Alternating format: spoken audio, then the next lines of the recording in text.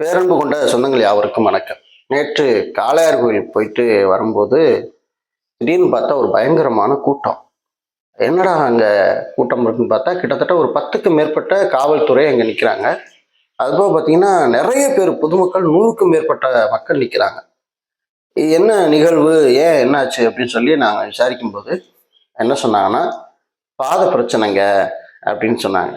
என்ன பாத பிரச்சனை அப்படின்னா, அதாவது கிட்டத்தட்ட 20-30 வருடங்களாக நிறைய மக்கள் ஒரு பாதையை பயன்படுத்திட்டு இருந்தாங்க.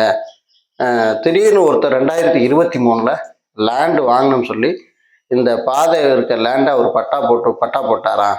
இப்போ அதை அடைக்க போகிறேன் அப்படின்னு சொல்லி அவர் அடைக்க வர்றாரு. அதனால எங்களுக்கு பாதை இல்லை, எப்படி இதில் நீங்கள் அடைக்கலாம் அப்படின்னு அந்த சைட்டில் இருக்க மக்கள் அதை கேட்குறாங்க. அதுக்கான சட்ட போராட்டம், அதுக்கான பிரச்சனை தான் போயிட்டுருக்கு அப்படின்னு சொல்லி சொன்னாங்க. உண்மையாலுமே இந்த பாதை அப்படிங்கிற பிரச்சனை எல்லா இடங்கள்லையுமே பெரும்பாலும் இன்னைக்கு இருக்குது. அதாவது ஒரு லேண்டை நம்ம வாங்குறதுக்கு முன்னாடி அதில் என்ன இருக்கு அப்படிங்கிறத கவனிக்கிறதே இல்லை மக்கள். ரொம்ப கஷ்டமாகவும் இருக்கு.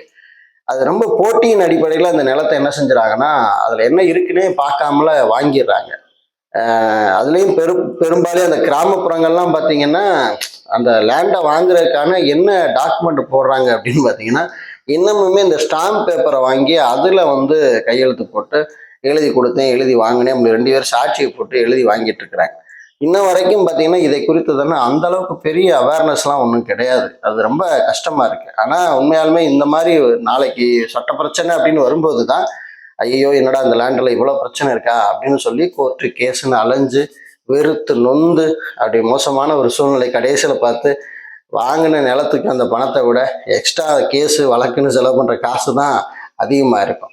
ஸோ அது ரொம்ப கஷ்டமாக இருக்குது. ஒரு ஊர்லேயும் கூட நம்ம சமீபத்தில் ஒரு வீடியோவில் பேசியிருந்தோம். அதாவது இங்கிட்டு ஒரு வருவாய் கிராமம், இங்கிட்டு ஒரு வருவாய் கிராமம், சென்ட்ரலில் ஒரு லேண்டு.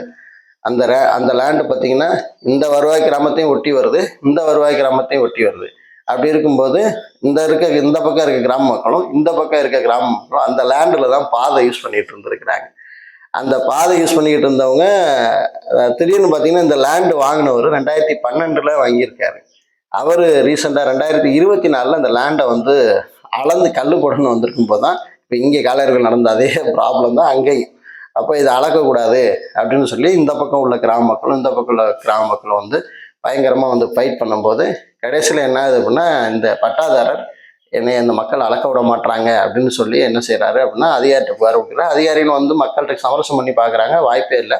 அப்போ அலுவலர்கள் என்ன சொல்லிட்டாங்கன்னா, எங்களால் முடியாது, நீங்கள் கோர்ட்டுக்கு போய்க்கிறீங்க, ஆர்டர் வாங்கி கோர்ட்டுக்கு போனீங்கன்னா ஆர்டர் தருவாங்க, அப்புறம் அளந்துக்கலாம். அது மாதிரி ஒரு நீதிமன்றம் போயிட்டாரு. நீதிமன்றம் போய் இந்த மாதிரி தன்னோட பிரச்சனையை சொல்லும்போது நீதியரசர் என்ன சொன்னார் அப்படின்னு பார்த்தீங்கன்னா, இந்த மாதிரி பிரச்சனைக்கு எல்லாமே ஆவணங்களை சப்மிட் பண்ண வேண்டிய தேவை இருக்கு. இப்போ பட்டாதாரர் அப்படின்னு அவர் சொன்னார். அவர் எழுதி வாங்கின பத்திரம், பட்டா எல்லாமே வச்சிருக்கிறாரு.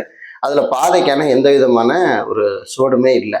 ஒருவேளை கிராம மக்கள் 2 கிராமமும் நீங்கள் பல நாளாக அதில் யூஸ் பண்ணிட்டு இருக்கீங்க அப்படின்னா அந்த பாதையை நீங்கள் காட்டியிருக்கணும். பூஸ்டி பாதைன்னு சொல்கிறீங்க, நிலவியல் பாதைன்றீங்க.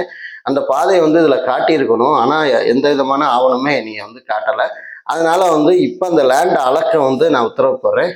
கிராம மக்களுக்கு அதாவது இதில் பாதை இருக்குது, எங்கள்கிட்ட எவிடன்ஸ் இருக்குது, அதாவது ஈஸ்ட்மெண்ட் ஆக்டை பயன்படுத்தி உரிமையல், அதாவது எங்களுக்கு இருக்கக்கூடிய அந்த வசதி உரிமையை நாங்கள் பயன்படுத்த போகிறோம் அப்படின்னு நீங்கள் நினச்சிங்கன்னா அந்த ஈஸ்ட்மெண்ட் ஆக்டின் பற்றி நீங்கள் உரிமையல் நீதிமன்றத்தை நாடி ஆதாரங்களை சமர்ப்பித்து நீங்கள் உங்களுக்கான பாதையை எடுத்துக்கிறீங்க அப்படின்னு ஒரு ஜட்ஜ்மெண்ட்டை குறித்து நம்ம பேசியிருந்தோம். அன்புக்குனே உறவுகள், இது போன்ற நிறைய பிரச்சனைகளை இன்னைக்கு நிலம் சார்ந்த சிக்கல்களை உறவுகள் நிறைய சந்திச்சுட்டு இருக்கிறாங்க. இந்த ஒரு மாதத்துக்கு முன்னாடி நம்ம ஒரு டிபேட் நடத்தியிருந்தோம். இப்போ ஒரு 20 நாள் பக்கமாக ஒரு டிபேட் நடத்தியிருந்தோம். அதாவது இந்த மாதத்தில் 2 டிபேட் நடத்தியிருந்தோம். அதாவது கன்சல்டிங் பண்ணுறதுக்கான ஒரு நிகழ்வு, கட்டணத்தின் அடிப்படையில் உறவுகள் கொடுக்குற அந்த நன்கொடையின் அடிப்படையில் நம்ம கன்சல்டிங் பண்ணிட்டு இருந்தோம். அது எதற்காக அப்படின்னு நான் சொல்லியிருந்தேன். அதாவது என்னுடைய தேவைகள் பூர்த்தி செய்வதற்காக, கல்வி கட்டணம், மற்ற மருத்துவம், இந்த மாதிரி கட்டணங்களை பூர்த்தி செய்வதற்காக நம்ம அந்த டிபேட் நடத்த வேண்டிய தேவை இருக்குது அப்படின்னு சொல்லியிருந்தோம். கிட்டத்தட்ட முதல் முறையும் ஒரு 10க்கும் மேற்பட்ட உறவுகளும், 2வது முறையும் 10க்கும் மேற்பட்ட உறவுகளும் நீங்கள் கலந்து கொண்டீங்க.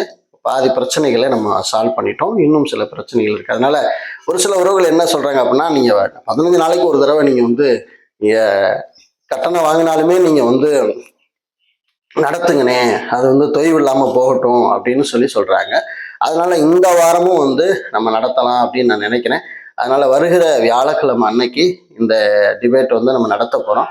ஆக்சுவலி வந்து வியாழக்கிழமை அன்னைக்கு நீங்கள் எங்களோட பேசணும் அப்படின்னு நினச்சா இந்த திரையில் தோன்றக்கூடிய எண்ணுக்கு நீங்கள் வந்து குறைஞ்சபட்சம் இது வந்து நம்ம என்ன சொல்கிறது அப்படின்னா, நீங்கள் வந்து குறைஞ்சபட்சமா வெறும் 500 தான் நம்ம வந்து நிர்ணயம் பண்றோம். அதையும் தாண்டி நம்முடைய சேனல் இவ்வளவு நாளா பொதுநலமா ஈடுபட்டு இருக்கு அப்படின்னு நீங்க விரும்பினா நீங்க வந்து அதை கூடுதலா செலுத்த நான் நினைக்கிறேன் அப்படின்னு நினைச்சா நீங்க தாராளமா செய்யலாம். ஒரு சகோதரர் நம்ம சேனல் மேல ரொம்ப அலாதி பிரியமா இருந்து அவரு எந்த கன்சல்டிங்குமே தேவையில்லைண்ணே, உங்க சேனல் நல்லா இருந்தா போதும், நீங்க நல்லா இருந்தா போதும்னு சொல்லி அந்த மாதிரி நன்கொடை பண்ணாங்க. அந்த மாதிரி நம்முடைய சேனலுடைய நடைமுறை உங்களுக்கு தெரியும். அப்படி நீங்கள் வந்து உதவி செய்தாலும் நம்ம அதை தவிர்க்கலை. ஆல்ரெடி வந்து மேக்சிமம் 500 நீங்கள் கட்டணம் செலுத்தலாம். கட்டணம் என்று சொல்வதை விட நன்கொடை என்று சொல்லலாம். அப்படி இந்த திரையில் தோன்றக்கூடிய அந்த கூகுள் பே, ஃபோன்பே எண்ணுக்கு நீங்கள் கட்டணம் செலுத்திட்டு இன்னொரு எண்ணு வாட்ஸ்அப் எண் கொடுத்துருக்கோம். அந்த வாட்ஸ்அப் எண்ணுக்கு நீங்கள் அந்த அனுப்பிய அந்த ஸ்க்ரீன்ஷாட் மற்ற தகவல்களை நீங்கள் அனுப்பி வைக்கும் பட்சத்தில் கண்டிப்பாக வந்து உங்களை நாங்கள் அன்னைக்கு அழைச்சி நாங்கள் பேசுகிறோம்.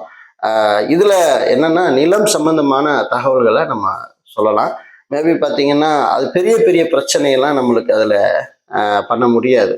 எப்படி சொல்கிறது அப்படின்னு பார்த்தீங்கன்னா, காலங்காலமாக பூர்வீக சொத்து பிரச்சனையில் வழக்கு சம்மந்தமாக இருக்கிற அந்த நிகழ்வுகளை நம்மளால சாட்டிஸ்ஃபை பண்ணி கொடுக்க முடியுமா அப்படின்னா அது முடியாது. சில கன்சல்டிங் வந்து தரலாம். அதே மாதிரி வந்து நீங்கள் வந்து இப்போ நாங்கள் 500 கட்டணம் செலுத்திட்டோம், கடைசி வரைக்கும் நீங்கள் தான் இந்த விஷயத்தை நீங்கள் பண்ணி கொடுக்கணும்னா அதெல்லாம் முடியாது. அன்னைக்கு நம்மளால முடிஞ்ச வரைக்கும் உங்களுக்கான கெய்ட்னஸ் என்ன பண்ண முடியுமோ அதை வந்து நம்ம பண்ணுவோம். அது மட்டும் இல்லை, நீங்கள் தான் வந்து பணம் வாங்கிட்டீங்க அதனால் வந்து வழக்கறிஞர்லாம் நீங்கள் தான் பிடிச்சி தரணும் அப்படின்னு அந்த மாதிரிலாம் கிடையாது. அதில் நம்ம வழக்கறிஞர் சஜஷன் மற்றும் பெட்டிஷன் எழுதுறது மற்ற காரியங்கள் எதுவுமே வந்து நம்ம வந்து உங்களுக்கு கைட் பண்ணுறதோட வந்து நம்ம நிறுத்திக்குவோம். அன்னைக்கு ரொம்ப கஷ்டப்படுற ஒரு சகோதரர் மனம் எழுத தெரியாதுனே அப்படின்னு சொன்னார். அவருக்கு நம்ம மன டிராஃப்ட் ரெடி பண்ணி கொடுத்தோம். அதே போல் வந்து ஒரு நகை திருட்டு சம்மந்தமாக ஒரு சகோதரர் வந்து பேசினாங்க. அவங்களுடைய வழக்கு இந்த மாதிரி சுச்சுவேஷனில் இருக்குன்னு சொன்னப்போ அவங்களுக்கு சில கன்சல்டிங் நம்ம கொடுத்தோம். அவங்களுக்குலாம் அது யூஸ்ஃபுல்லாக இருந்துச்சு அப்படின்னா. ஒரு சில உறவுகளில் சாட்டிஸ்ஃபை பண்ண முடியாது. ஒரு சில உறவுகள்லாம் ஃபோன் பண்ணி 40 நிமிஷம்லாம் பேசினாங்க. உண்மையாலுமே அது ரொம்ப கஷ்டமாக இருந்துச்சு எனக்கு. கடைசி வரைக்கும் அந்த விவேக் ஒரு படத்தில் வந்து நீ இருமலாமா அப்படின்னு சொல்லி என்ன செய்வார்னா டக்குன்னு எழுதி ஒரு சீட்டை கையில் கிழிச்சு கொடுப்பாரு. அதில் பார்த்தா பயங்கரமாக ரொம்ப எழுதியிருக்கான். அப்போ என்ன அப்படி அப்படின்னு கேட்டால், இல்லை விக்ஸுங்கிறது தான் நான் அப்படி சுற்றி சுற்றி எழுதி கொடுத்துருக்குறேன் அப்படின்னு சொல்லுவார். அது மாதிரி பிரச்சனை சின்னதாக இருக்கும். ஆனால் அது நம்ம ஆளுங்க பேசுறது பார்த்தீங்கன்னா சுற்றி சுற்றி சுற்றி பெருசாக பேசி அதில் ஒரு பிரச்சனை கடைசியில் அவருக்கும் புரியாது நமக்கும் புரியாது. அந்த மாதிரிலாம் இல்லாமல் நீங்கள் வந்து என்ன கருத்தை சொல்ல விரும்புறீங்கன்ட்டு என்ன சஜஷன் கேட்க விரும்புறீங்க. இன்னொரு தம்பி கால் பண்ணியிருந்தார். அவர் என்ன கேட்டார் அப்படின்னா, அண்ணே உங்கள்கிட்ட ஒரு 5 கேள்வி நான் ரெடி பண்ணி வச்சிருக்கிறேன், நான் ஒவ்வொன்றா கேட்கவா இல்லை 5ஐயும் ஒரே மாதிரி கேட்கலான்னு. நான் ஒவ்வொன்றா நீங்கள் எப்படி கேட்குறாந்தாலும் கேளுப்பா அப்படின்னா அவங்க ஒவ்வொன்றா கேட்டார். வாரிசு சான்றிதழ் தொடர்பான தகவல்களை கேட்டார்.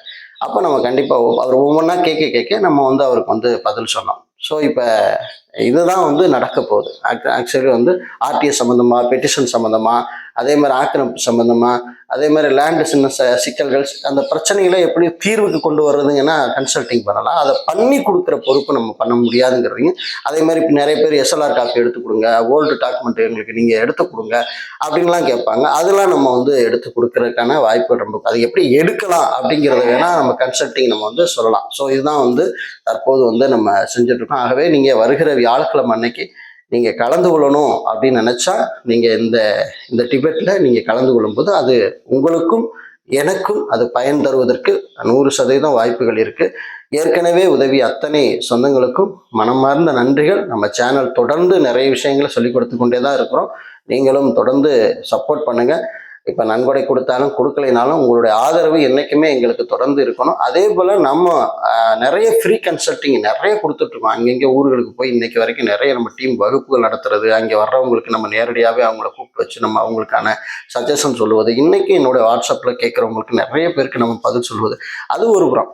அது நம்ம பொதுநலத்தை என்றைக்குமே நிறுத்த போகிறதில்ல. அது ஒரு பக்கம் அப்படியே தொடர்ந்துட்டு அது ரத்தத்திலே ஊறி போனது. ஆனால் இப்போ இருக்கக்கூடிய சுச்சுவேஷனை சரி செய்வதற்கு ஒரு சில உறவுகள் நம்மளுக்கு சப்போர்ட் பண்ண நீங்கள் விரும்பினா அதுக்காக ஒரு வாய்ப்பு தான் தவிர மற்றவரி வேற ஒன்றும் கிடையாது. இந்த தகவல் உங்களுக்கு யூஸ்ஃபுல்லாக இருந்திருக்குன்னு நினைக்கிறேன். மீண்டும் நல்ல தகவலோடு உங்களை வேற வீடியோவில் சந்திக்கிறேன். நன்றி, வணக்கம்.